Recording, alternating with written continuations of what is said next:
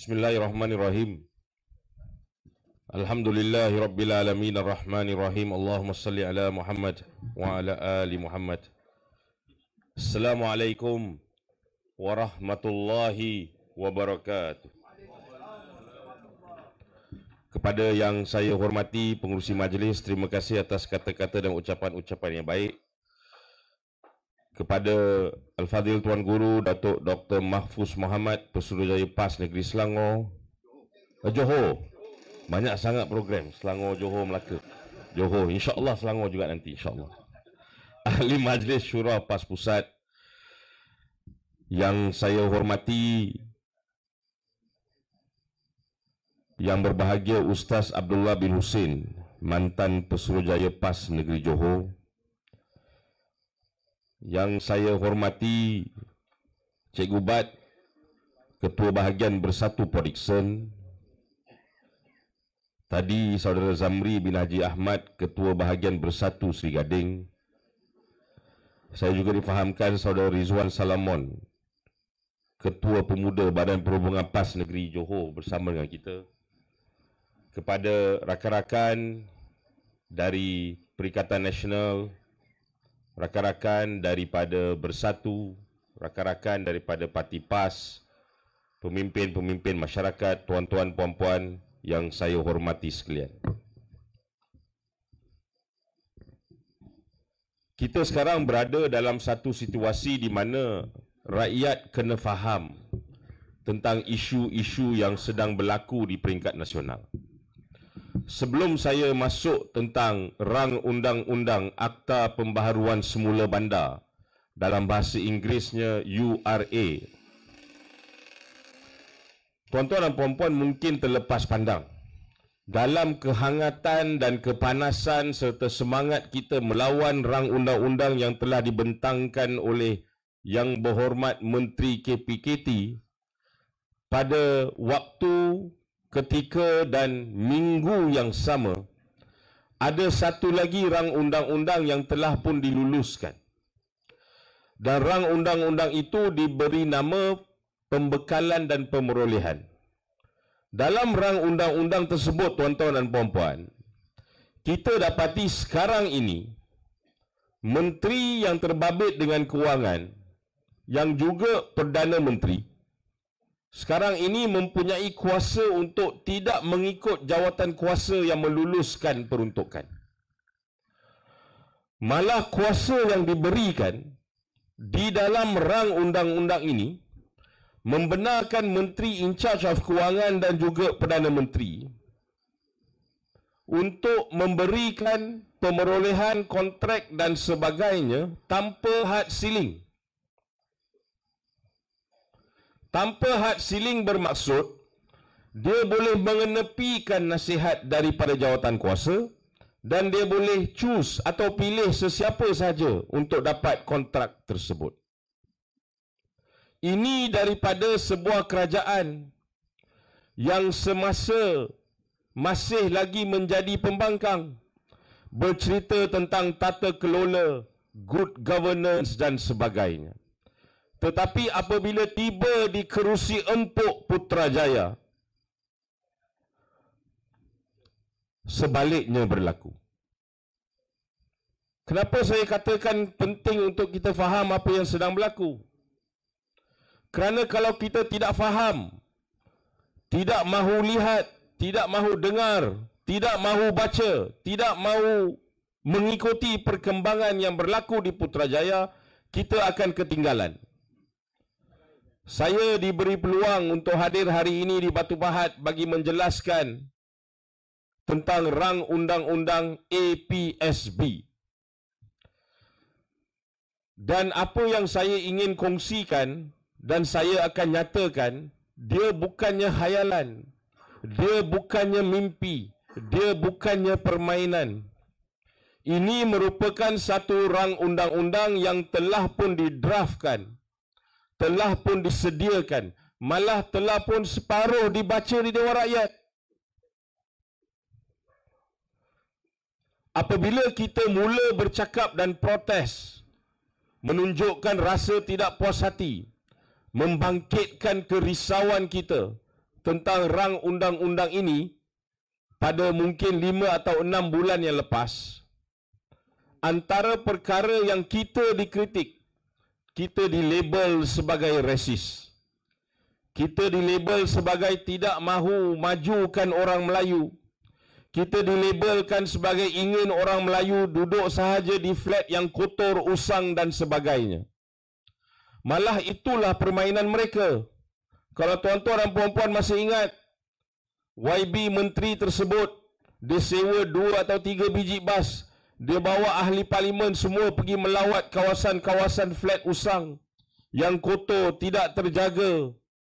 Dan dia katakan inilah sebab kita perlukan URA atau Akta Pembaharuan Semula Bandar. Supaya orang Melayu boleh duduk di kawasan yang selesa. Supaya rakyat lain boleh duduk di kawasan yang selesa. Supaya mereka boleh menaikkan sosioekonomi dan status mereka. Tidak seperti dulu-dulu. Tetapi bila kita baca apa yang telah dituliskan, apa yang telah didraftkan, apa yang telah disediakan, maka tepat kerisauan kita. Perkara pertama, rang undang-undang ini, dia tidak hanya kena kepada kawasan bandar. Rang undang-undang ini boleh dilaksanakan, boleh dikenakan, boleh diaplikasikan di seluruh semenanjung Malaysia. Dari Kampung Sungai Baru sehinggalah ke Parit Yani. Dari Kanga sehinggalah ke Batu Pahat. Dan boleh juga dikenakan di wilayah Persekutuan Labuan. So, bila kerajaan kata kita tak nak orang Melayu duduk dalam keadaan moden, itu satu penipuan. Kerana kita mahu semua orang merasai pemodenan, tapi bukan dengan cara begini. Kedua, mereka labelkan kita sebagai resis, kononnya nak mempertahankan orang Melayu sahaja. Tetapi bila kita baca draft yang disediakan dan ditulis oleh kerajaan yang ada hari ini, dia tidak membezakan orang Melayu, orang Cina, orang India, orang asal. Dia kena kepada segenap lapisan masyarakat tanpa mengira dan mengenal bangsa dan agama. Ketiga, mereka menyatakan bahawa jangan risau. Bila kita buat pembaharuan, kita akan pastikan penduduk asal akan dapat memiliki balik unit yang sama tapi dengan lebih baik. Kita akan pastikan mereka kembali ke tempat tersebut. Kita akan pastikan mereka, dan ini ayat dalam draft tersebut, mendapat tawaran atau faedah yang lebih kurang sama sebelum pembaharuan semula bandar tersebut. Tetapi kita ada undang-undang tertinggi negara, Perkara 13, Perlembagaan Persekutuan. Semua orang di Malaysia di bawah undang-undang mempunyai hak yang sama. Hak kepada harta, hak kepada kediaman, hak kepada rumah, hak kepada tanah. Dan sebagai pemilik atau pemunya tanah, rumah, kediaman dan sebagainya, hak kita itu hanya boleh diambil balik, dicabut, ditarik daripada kita dengan kita memperolehi pampasan yang memadai. Perkataan pampasan yang memadai atau pampasan yang mencukupi telah pun dikategorikan sebelum ini dalam kes-kes mahkamah sebelum ini. Pampasan yang memadai bermaksud market value, harga pasaran terkini atau paling hampir dengan harga pasaran. Tuan-tuan dan puan-puan, Menteri KPKT Ngah Koh Ming yang berhormat telah menyatakan saya akan jamin pampasan ini adalah harga pasaran. Tetapi kata-kata menteri itu tidak ada dalam rang undang-undang tersebut. Sebab itu saya nak rakyat semua faham apa yang mereka janjikan di luar berbeza dengan apa yang telah mereka sediakan dalam bentuk draft rang undang-undang tersebut. Kemudian apa lagi kerisauan kita? Kerisauan kita adalah di dalam rang undang-undang tersebut, dia memberikan kuasa memilih pemaju kepada satu jawatan kuasa eksekutif. Dan satu-satunya kelayakan untuk menjadi pemaju atau developer adalah untuk membayar yuran. Apakah kelayakan-kelayakan lain tidak dinamakan di dalam rang undang-undang tersebut? Apa akan jadi kalau pemaju itu bankrupt, gulung tikar, tak dapat siapkan unit-unit tersebut, tidak dinyatakan dalam rang undang-undang tersebut? Apa akan jadi kalau pemaju tersebut lambat siapkan, tidak dinyatakan dalam rang undang-undang tersebut? Apa lagi kerisauan yang ada? Kalau sebelum ini ataupun sekarang, sebelum rang undang-undang tersebut, rumah kita lah, contoh, tiba-tiba kerajaan kata nak buat satu jalan, nak besarkan jalan, dia terpaksa ambil 3 lot atau 4 lot di sini. Kerajaan akan gunakan Akta Pengambilan Tanah 1960. Apa hak kita sebagai pemunya pemilik? Kita ada hak untuk minta pampasan. Dan bila kerajaan beri kita pampasan, kita ada hak untuk merayu kepada mahkamah. Maknanya ada satu pihak ketiga yang bertindak sebagai pengadil, bertindak sebagai referee, bertindak sebagai penimbang tara. Berapa kerajaan offer, berapa yang rakyat ni minta. Masuk mahkamah, nak minta pampasan lebih, mahkamah akan dengar. Mahkamah akan izinkan filekan dokumen, mahkamah akan izinkan lantik arbitrator, mahkamah akan izinkan lantik pihak untuk buat kira-kira dia. Mahkamah akan dengar bahagian kerajaan dan mahkamah buat keputusan. Mungkin mahkamah akan tingkatkan pampasan, mungkin mahkamah akan kurangkan pampasan atau kekalkan pampasan. Tapi soalnya ada pihak ketiga.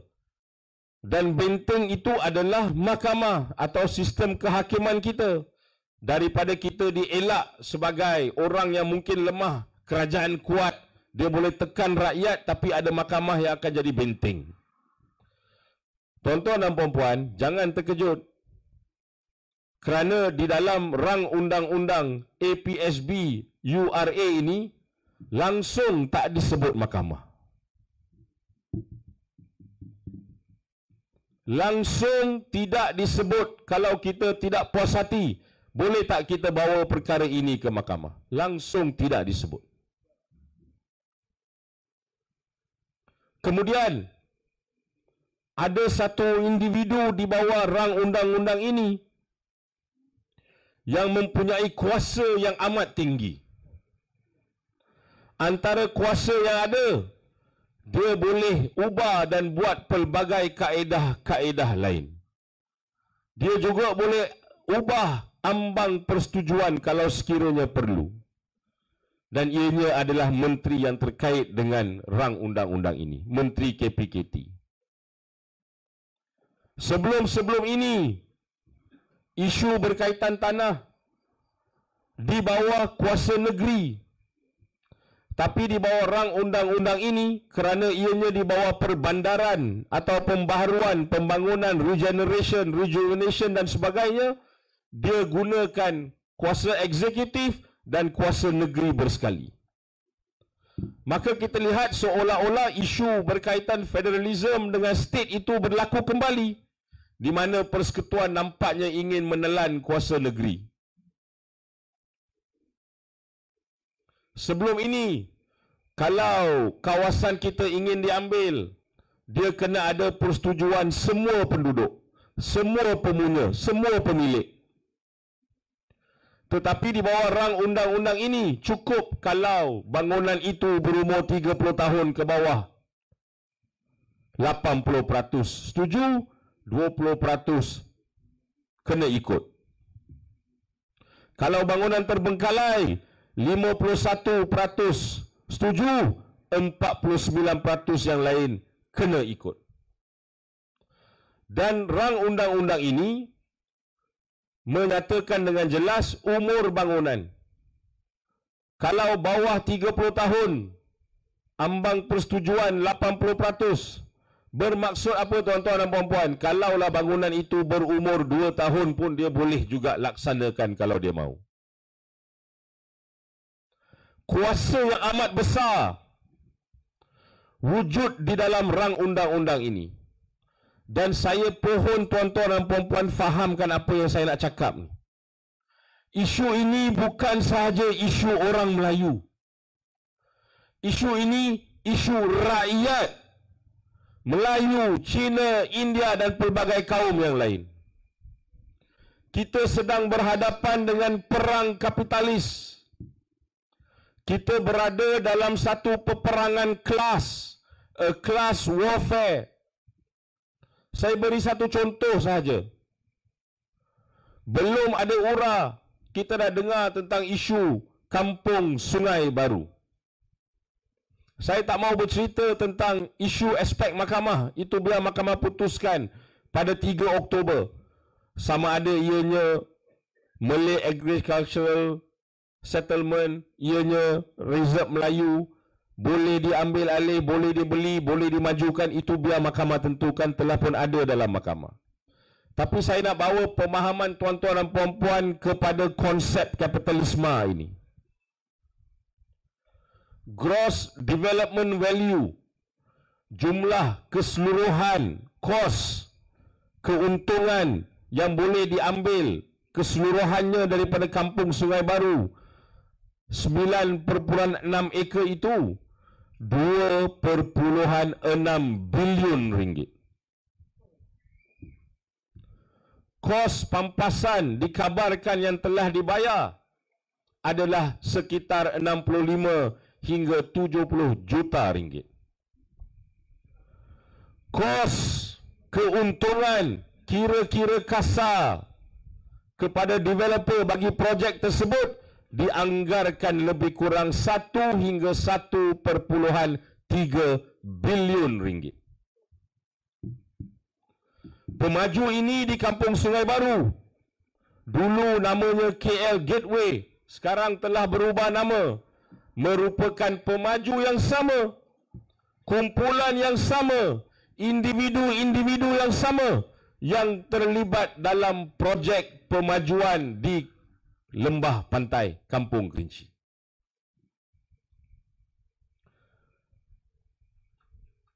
Kita dalam sesi libat urus dengan pelbagai pihak. Sebab itu saya katakan ini bukan isu orang Melayu sahaja. Kita bertemu dengan sekumpulan NGO, KLRA, Kuala Lumpur Residents Association Sustainable Development. Mereka mewakili lebih kurang 75 persatuan penduduk dan JMB, Joint Management Body, bagi kondominium, flat dan sebagainya di KL. Tuan-tuan dan puan-puan tahu, setakat hari ini belum lagi digubal akta RUU URA tersebut, 139 kawasan telah pun ditarget, disasarkan untuk pembangunan ini. 139 kawasan di KL sahaja. Maka apa yang akan berlaku? Kerana rang undang-undang tersebut membenarkan perobohan bangunan dan pembinaan semula. Tuan-tuan dan puan-puan, pemaju perumahan ni, dia bukannya kata terima kasih atas tanah, saya akan bina rumah yang cantik, sila-sila duduk balik. Dia tidak akan bina lagi 5 tingkat. Dia akan bina 50 tingkat. Dia tidak akan jual pada harga 250,000 hingga 300,000. Dia akan jual bermula pada harga 600,000. Ya betul, penduduk asal boleh masuk kembali ke situ. Razak Mansion yang dibangga-banggakan sebagai status pembangunan sekarang ini bulanan kena bayar maintenance 300 ke 400 ringgit. Sebab itu kita kata URA ini akta usai. Dia akan menyebabkan orang yang duduk di situ rasa macam tidak boleh duduk situ lagi dah. Sebab akan berlaku perubahan. Sementara kita sedang fokus kepada Kampung Sungai Baru. Ada isu pula di Taman Seri Indah Bukit Jalil. 689 unit flat sekarang dalam proses untuk pengambil alihan. Tuan-tuan dan puan-puan tahu, di Taman Seri Indah tersebut flatnya 689 unit, 10 ekar lebih, jalan besar satu. Selepas projek ini, dia akan jadi 3,000 lebih unit. 5 kali ganda. Jalan dia sama, jumlah sekolah dia sama, fasiliti sekelilingnya pun mungkin akan sama. Tapi inilah yang akan berlaku. Gentrifikasi, pengusiran secara halus. Dan siapakah yang boleh beli hartanah-hartanah ini? Pada harga 600,000, 700,000, 800,000. Adakah anak-anak muda yang baru bekerja, baru keluar daripada universiti, baru graduasi, gaji 3,000, gaji 3,200, bolehkah mereka buat loan, bayar untuk 600, 700, 800,000 property value dia? Sedangkan sekarang ini, lebih kurang 23,000 unit lebih masih kosong, tak ada pembeli.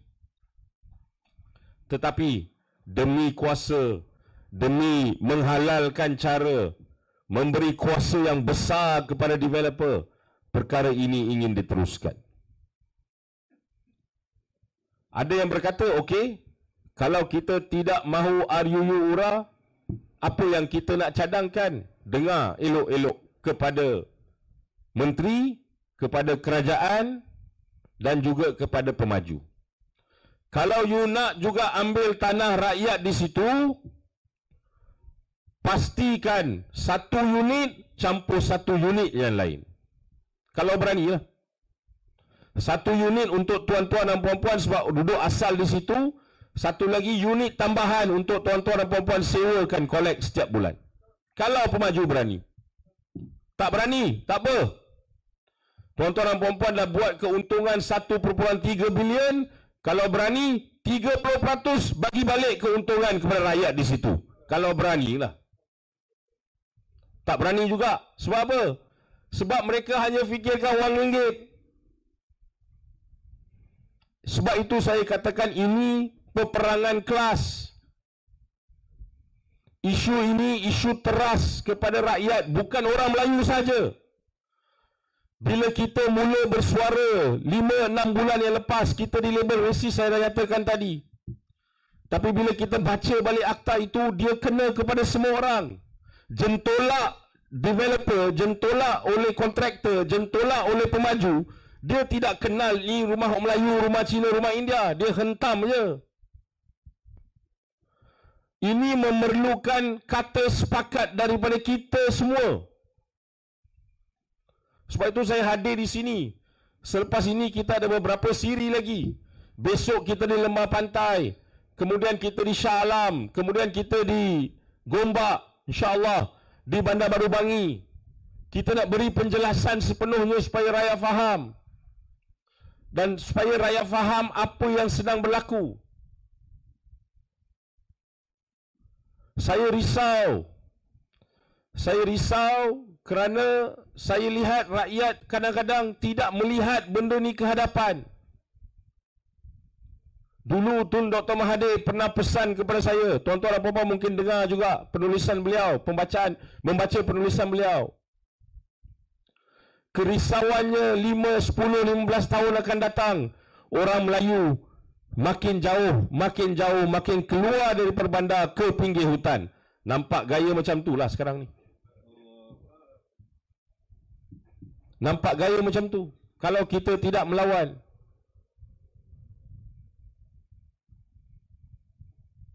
Sebab itu kita kena satukan tekad kita. Kita kena satukan suara kita. Kita kena satukan pemahaman kita. Kita ucapkan tahniah. Perikatan Nasional nampaknya steadfast, committed, tolak ura. Tapi kita nak tanya soalan kepada ahli Parlimen Seri Gading. Last kali saya cek, ahli Parlimen Seri Gading bangsanya Melayu, agamanya Islam. Tapi tentang ura, saya tak dengar lagi. Mungkin beliau sedang menyediakan perbahasan beliau di Parlimen. Tapi ada rakan beliau juga dari Johor bernama Hassan Karim, nampaknya menyatakan dengan jelas akan tentang ura. Tahniah kita ucapkan. So kita nak lontarkan soalan ini, kita nak buat cabaran ini secara terbuka kepada Yang Berhormat Ahli Parlimen Seri Gading. Ingat-ingatlah, setiap 4 atau 5 tahun sekali, untuk 2 minggu, anda akan menyantuni rakyat. Anda akan berjanji mendengar denyut nadi rakyat. Anda akan berjanji menjaga kebajikan rakyat. Tetapi jangan lupalah, bila dah berada di Kuala Lumpur, dah rasa aircon di Dewan Parlimen, Dewan Rakyat, dah rasa jadi besar sebagai ahli Parlimen, jangan sesekali lupakan rakyat. Kerana kalau rakyat boleh naikkan anda, rakyat jugalah yang boleh turunkan anda. Maka cabaran kepada Yang Berhormat Ahli Parlimen Seri Gading, beranikan diri, jumpa dengan rakyat. Rakyat pula, pengundi, jangan pula setiap 5 tahun beratur 2 jam, letak undi, lepas tu relax, senyap je. Rakyat kena push ahli parlimen dia, cari dia di pusat hikmat, email dia, cari pekerja-pekerja dia, tanya YB ni nak sokong ke tidak ura ni. Kita dah baca ura ni bahaya. Dia boleh kena di seluruh Semenanjung, bukan sahaja di Kuala Lumpur. Dia boleh kena di kawasan-kawasan lain selain daripada bandar-bandar. So itu yang kita nak buat, cabaran itu kepada Yang Berhormat Seri Gading. Cabaran juga kepada parti yang selama ini dikatakan parti keramat orang Melayu, yang lahir di sini Johor, iaitu UMNO. Adakah UMNO berani untuk menyatakan dengan jelas tolak ura? Ataupun UMNO lebih selesa bersama Barisan Nasional melakukan sidang-sidang meja bulat di dalam bilik-bilik berhawa dingin sambil makan biryani dan juga mihun sup? Kerana itu sahajalah nampaknya yang dilakukan oleh mereka. Tuan-tuan dan puan-puan, akhir sekali, saya ingin menyentuh sedikit tentang iltizam, semangat yang maha hebat oleh Pesuruhjaya SPRM. Katanya dah sampai ke United Kingdom dan Switzerland untuk mencari harta karun milik Tun Dr. Mahathir. Saya ucapkan tahniah. Tetapi di dunia ini ada lebih kurang 195 negara. Saya harap agensi-agensi lain boleh membantu Ketua Pesuruhjaya SPRM. Turunlah ke 193 lagi negara. Saya percaya dengan semangat dan iltizam serta arahan daripada Perdana Menteri Malaysia yang anda semua sayangi, kemungkinan besar harta karun milik Tun Dr. Mahathir ini boleh dijumpai oleh SPRM. tahniah dan syabas saya ucapkan atas semangat yang begitu tinggi yang ditunjukkan oleh Ketua Pesuruhjaya SPRM tersebut. Tuan-tuan dan puan-puan, kita kena hidup dan berpijak di realiti. Apabila kita hidup dan berpijak di realiti, kita akan dapati satu perkara, dan perkara ini bukan penipuan, bukan rekaan, ianya wujud.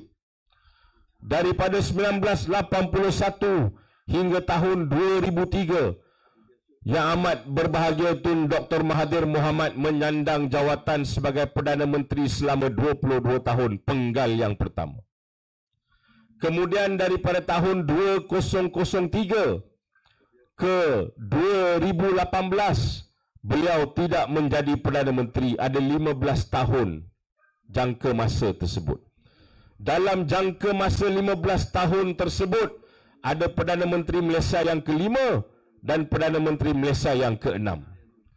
Kemudian ditakdirkan Allah Subhanahu Wa Taala, Tun Dr. Mahathir kembali menjawat jawatan Perdana Menteri Malaysia buat kali kedua untuk 22 bulan sebagai Perdana Menteri Malaysia yang ketujuh.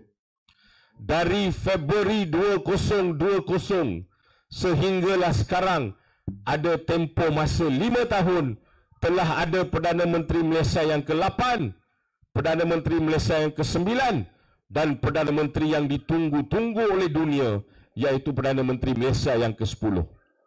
Dalam jangka masa 20 tahun Tun Dr. Mahathir tidak berada di puncak kuasa, tidak ada satu pun pertuduhan dibawa terhadap beliau. Tidak ada satu pun sabitan dibawa terhadap beliau. Tidak ada satu pun kes mahkamah yang telah difailkan terhadap beliau untuk rasuah, salah guna kuasa, curi dan sebagainya. Sebab itu saya katakan, berpijak pada realiti. Jangan hidup dalam satu zaman atau satu tempat di mana kita hanya percaya kepada mitos dan cerita-cerita yang tidak boleh dipercayai. Akhir sekali, tuan-tuan dan puan-puan, negara ini adalah negara kita. Negara ini tuannya orang Melayu yang akan menjaga insya-Allah kaum dan bangsa-bangsa yang lain. Selagi mana kita berpegang kepada Perlembagaan Persekutuan dan undang-undang, dan undang-undang itu paling tinggi dalam negara ini, kita kena pastikan negara ini kita kena selamatkan. Maka usaha untuk selamatkan negara ini pada waktu dan masa kini, kita imbau kembali semasa orang-orang Melayu bersatu hati menentang Malayan Union. Orang-orang Melayu kemudiannya bersatu hati mendapatkan kemerdekaan. Orang-orang Melayu bersama bantuan orang Cina, India, kaum-kaum lain melakukan pemodenan kepada Malaysia ini. Ia memerlukan satu semangat, satu tekad, satu haluan dan juga satu suara. Bawalah suara itu ke Kuala Lumpur pada 4 Oktober 2025. Harinya hari Sabtu, tempatnya di Kuala Lumpur. Kita lontarkan suara kita. Kita tolak dan bantah ura sebagaimana ianya ada sekarang. Boleh tuan-tuan dan puan-puan? Tolak, tolak. Tolak ura. Tak dengar tuan-tuan dan puan? Tolak, tolak. Tolak ura. Tolak, tolak. Tolak ura. Turun, turun. Turun Anwar. Terima kasih tuan-tuan dan puan-puan. Takbir.